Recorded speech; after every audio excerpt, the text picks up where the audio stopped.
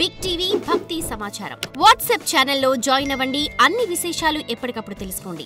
ఈ రోజున ప్రపంచంలో మీరు ఎక్కడికి వెళ్ళినా సరే అక్కడ ఒక రెస్టారెంట్ లేదా ఒక ఫాస్ట్ ఫుడ్ సెంటర్ ఉంటుంది.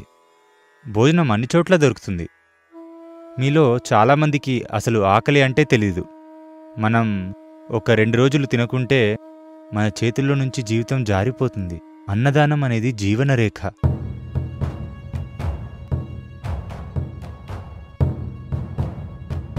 ఇలాంటి కార్యక్రమానికి ప్రజలు ఇక్కడికి వచ్చిన వాళ్ళలో ఎంతోమందికి ఒక 50 రూపాయలు లేదా 100 రూపాయలు తీసి ఖర్చు పెట్టడం కష్టమై ఉండొచ్చు. కానీ వాళ్ళు మహాశివరాత్రి రోజున ఇక్కడ ఉండాలని ఎంతో దూరం నుంచి నడిచి వస్తుంటారు. ఎందుకంటే బస్ ఛార్జీలు కూడా వాళ్ళు పెట్టుకోలేరు.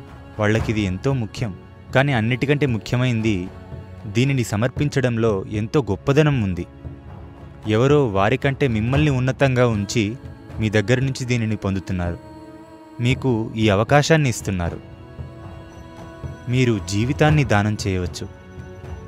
దీనిని ఆహారంగా చూడకండి, అది జీవం.